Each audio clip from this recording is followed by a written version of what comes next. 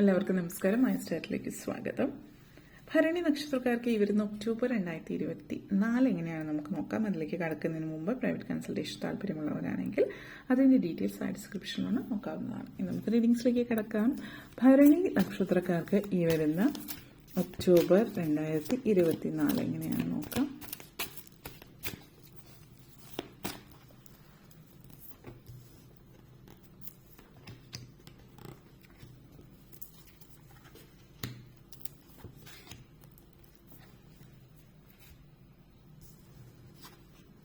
Two of Pentacles, a Knight of Swords, Ten of Cups, Nine of Pentacles, Seven of Wands and Chariot energy.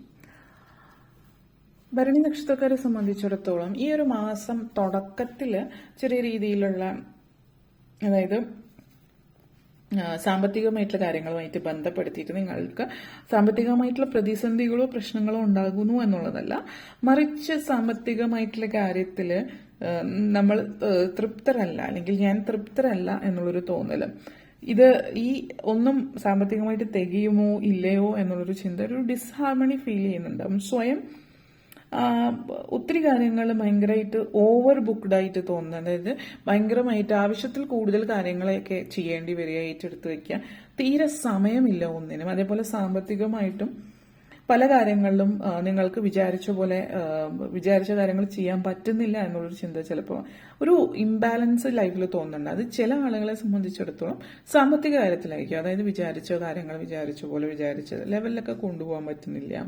മറ്റു ചിലരെ സംബന്ധിച്ച് ഒന്നിനും സമയം balance ചെയ്ത് കൊണ്ടുപോകാം. ഇപ്പോൾ ജോലി ചെയ്യുന്ന ഒരാളാണെങ്കിൽ ജോലിയും വീട്ടുകാര്യങ്ങളൊക്കെ ബാലൻസ് ചെയ്ത് കൊണ്ടുപോകാൻ പറ്റുന്നില്ല.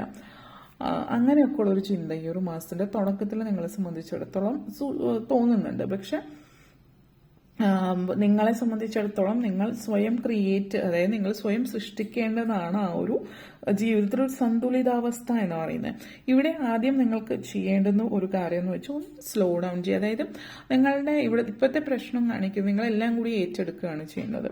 അതായത് കമ്മിറ്റ്മെന്റ് നമ്മളൊരു കാര്യത്തിൽ നമ്മൾക്ക് പറ്റുമെങ്കിൽ മാത്രം കമ്മിറ്റ്മെന്റ് എടുക്കുക. നമുക്ക് പറ്റുന്നില്ലെങ്കിൽ ഒരു കാര്യം ഏറ്റെടുക്കാതിരിക്കുക, ഒത്തിരി കാര്യങ്ങൾ ഏറ്റെടുത്ത് വെക്കാതിരിക്കുക, അത് ഇപ്പോഴേ ഓർത്ത് വെക്കുക. അതേപോലെ തന്നെ പ്രയോറിറ്റൈസ് ചെയ്യുമ്പോൾ ടൈം മാനേജ്മെന്റ് വളരെ പ്രധാനമാണ്. പ്രയോറിറ്റൈസ് ചെയ്യാൻ പഠിക്കുക. കാരണം നമ്മളിപ്പോൾ ഒരു കാര്യം ചെയ്യുമ്പോൾ കുറെ കാര്യങ്ങൾ ചെയ്യാനുണ്ട്. അപ്പം നമ്മൾ ഏതെങ്കിലുമൊക്കെ ആയിട്ട് തുടങ്ങും, ഓരോന്നോരോന്നായിട്ട് ചെയ്യും. പക്ഷെ അതിൽ ഏത് ആദ്യം ചെയ്യുന്നു എന്നതിനാണ് പ്രാധാന്യം.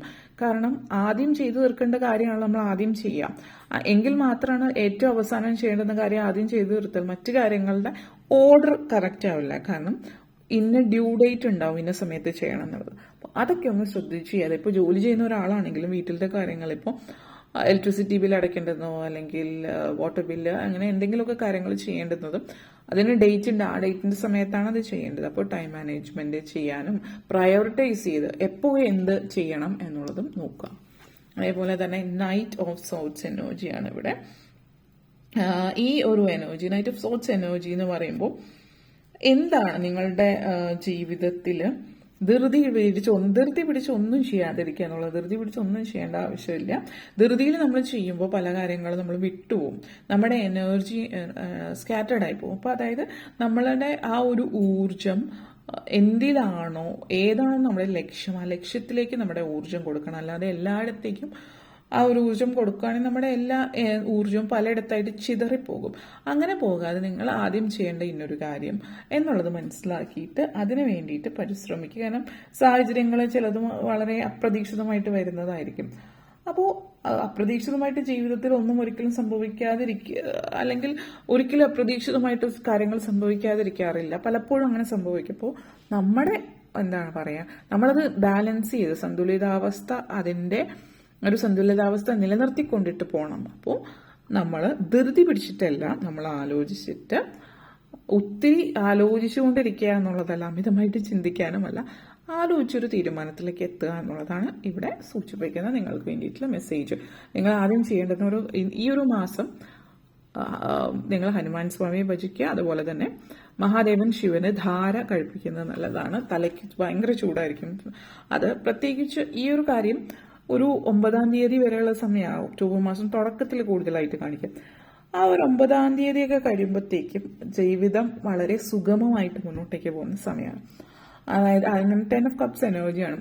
സുഗമമായിട്ടെന്ന് പറയുമ്പോൾ കുടുംബ അന്തരീക്ഷത്തിൽ അടുത്തിടയ്ക്ക് പൊട്ടലും ചീച്ചലും ഒക്കെ ഉണ്ടായിട്ടുള്ളവരാണെങ്കിൽ കുടുംബ അന്തരീക്ഷം സുഗമമായിട്ട് പോകുന്ന ഹാപ്പി ഫാമിലി എന്നുള്ള സാഹചര്യം. ഇപ്പോൾ സഹോദരങ്ങൾ, അച്ഛനമ്മ എല്ലാവരും ഒരുമിച്ച്, മക്കള്, അപ്പോൾ ആ ഒരു ബന്ധത്തിലൊരു ഊഷ്മളത നിങ്ങൾക്ക് അറിയാൻ കഴിയും. അതേപോലെ ചില വ്യക്തികളും നിങ്ങൾ എന്താണ്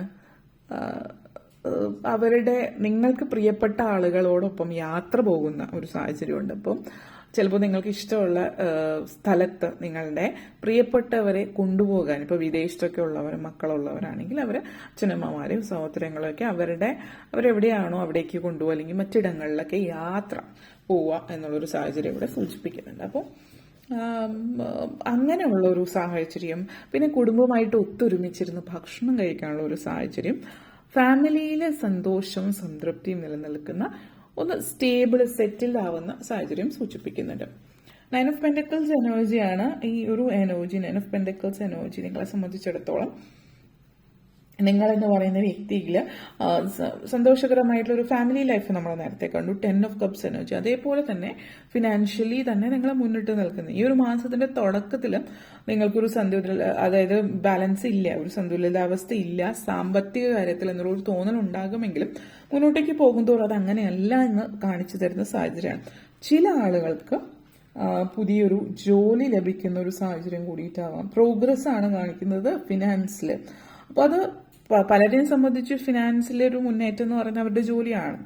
അത് കരിയർ ആയിരിക്കാം. അപ്പോൾ കരിയറിൽ മുന്നേറുമ്പോൾ ജോലി, അതിൽ ഫിനാൻസ്, അതിലൂടെ തന്നെ ഫിനാൻസ്. മറ്റു ചിലരെ സംബന്ധിച്ച് ചില ഇൻവെസ്റ്റ്മെന്റോ മറ്റ് സൈഡ് ബിസിനസ്സോ കാര്യങ്ങളൊക്കെ ഉള്ളവരാണെങ്കിൽ ചിലപ്പോൾ അവയിൽ നിങ്ങൾ മുന്നേറുന്നതുമാവാം. പല വഴികളിലൂടെ സമ്പത്ത് നിങ്ങളിലേക്ക് എത്തുന്നു എന്നുള്ളതാണ് സക്സസ് ആണ് ഇവിടെ സൂചിപ്പിക്കുന്നത്. അതേപോലെ തന്നെ ചില ആളുകളെ സംബന്ധിച്ചിടത്തോളം ജീവിതത്തിൽ ഒരു മൈൽ സ്റ്റോൺ ആണ് നിങ്ങൾക്ക് ഈ ഒരു മാസം.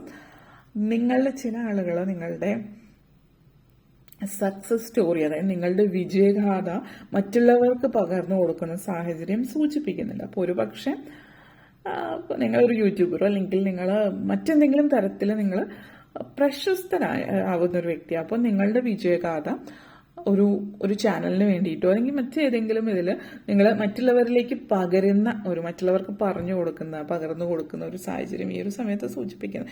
അതായത് ഒരു ടെഡ് ടോക്കിലോ അല്ലെങ്കിൽ ജോഷ് ടോക്ക് അല്ലെങ്കിൽ മറ്റെന്തെങ്കിലും തരത്തിലുള്ള രണ്ടും വ്യത്യസ്തങ്ങളായിട്ടുള്ള പ്ലാറ്റ്ഫോംസ് ആണ്. എന്നാലും അങ്ങനെ അല്ലെങ്കിൽ ഒരു ഇന്റർവ്യൂ അല്ലെങ്കിൽ ഏതെങ്കിലും തലത്തിൽ നിങ്ങളുടെ ഈ ഒരു ഇത് മറ്റുള്ളവരിലേക്ക് എത്തിക്കുന്നു എന്നുള്ളത് കാണിക്കുന്നുണ്ട്.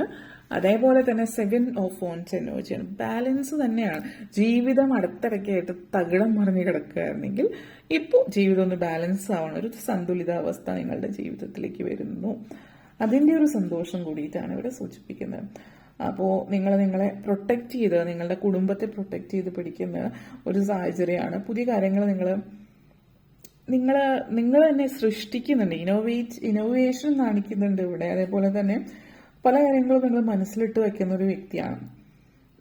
അതായത് നിങ്ങളൊന്നും മറ്റുള്ളവരോട് തുറന്നു പറയുന്ന വ്യക്തിയല്ല എങ്കിൽ നിങ്ങൾ എക്സ്പ്രസീവ്, അതായത് തുറന്ന് സംസാരിക്കാൻ തുടങ്ങുന്നത്. നിങ്ങളുടെ മനസ്സിൽ എന്താണ് നിങ്ങൾ തുറന്ന് സംസാരിക്കുന്നു എന്നുള്ളതാണ്. അതേപോലെ സ്വപ്നങ്ങൾ സാക്ഷാത്കരിക്കുന്നു എന്നുള്ളത്. നിങ്ങൾ പലപ്പോഴും ഉള്ളിൻ്റെ ഉള്ളിൽ ഒരു അപകർഷത ബോധം ഉണ്ടെങ്കിൽ അത് മാറിക്കിട്ടുന്ന ഒരു സാഹചര്യമാണ്. അതായത് ഞാനും ആഗ്രഹിച്ച കാര്യങ്ങളൊക്കെ നേടാൻ എനിക്ക് പറ്റും. അല്ലെങ്കിൽ നിങ്ങൾ ജീവിതത്തിൽ വിജയിച്ച് നിൽക്കുന്ന ഒരാളാണെങ്കിൽ കൂടി നിങ്ങൾ വിജയിച്ചു എന്നൊരു തോന്നൽ നിങ്ങളുടെ ഉള്ളിലില്ല. അപ്പോൾ ഞാൻ വിജയത്തിന് അർഹനാണ്, ഞാൻ ജീവിതത്തിലേക്ക് വിജയിച്ചൊരു വ്യക്തിയാണ്, ഇനിയും മുന്നോട്ടേക്ക് പോയിക്കൊണ്ടിരിക്കുന്നു എന്നുള്ളൊരു തോന്നലിലേക്കാണ് എത്തുന്നത്. 7 ഓഫ് വോൺസ് എനർജി ആൻഡ് 7 എനർജിയാണ്. Chariot and 7 of wands. 7 എന്ന് പറയുന്നത് നമ്പർ 7 വളരെ ബ്യൂട്ടിഫുൾ ആയിട്ട്, ഏറ്റവും ബ്യൂട്ടിഫുൾ ആയിട്ടുള്ള നമ്പർ നമ്മൾ പറയുകയാണെങ്കിൽ പറയാം number 7. Number 7 number of rainbow ആണ്, മ്യൂസിക് ആണ്. അതേപോലെ 7 എന്ന് പറയുന്നത് 7 എന്ന പല പല പല തലത്തിലും പല അർത്ഥത്തിലും നമ്മൾക്ക് സംഗീതത്തിലായാലും നിറങ്ങളാണ് ബ്യൂട്ടിഫുൾ. അതേപോലെ റെയിൻബോ, അപ്പോൾ റെയിൻബോ 7 നിറമുള്ള റെയിൻബോ എന്നുള്ള രീതിയിൽ നമ്മൾ ബ്യൂട്ടിഫുൾ എനർജിയാണ്. അതേപോലെ ഇത് സൂചിപ്പിക്കുന്ന മുന്നേറ്റമാണ്. നിങ്ങൾ മുന്നോട്ടേക്കാണ് പോയിക്കൊണ്ടിരിക്കുന്നത്.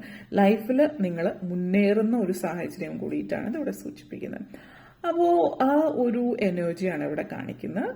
ലൈഫിൽ നിങ്ങൾ മുന്നേറുന്നു, നിങ്ങൾ പോസിറ്റീവായിട്ട് മുന്നോട്ടേക്ക് പോകുന്നു. ഓക്കെ, അപ്പോൾ ഇതാണ് നിങ്ങൾക്ക് വേണ്ടിയിട്ടുള്ള മെസ്സേജ്. വീഡിയോ ഇഷ്ടപ്പെട്ടു എന്ന് വിശ്വസിക്കുന്നു. ഇഷ്ടമായെങ്കിൽ ലൈക്ക് ചെയ്യാനും ഷെയർ ചെയ്യാനും കമൻറ്റ് ചെയ്യാനും സബ്സ്ക്രൈബ് ചെയ്യാനും മറക്കരുത്. Thank you for watching.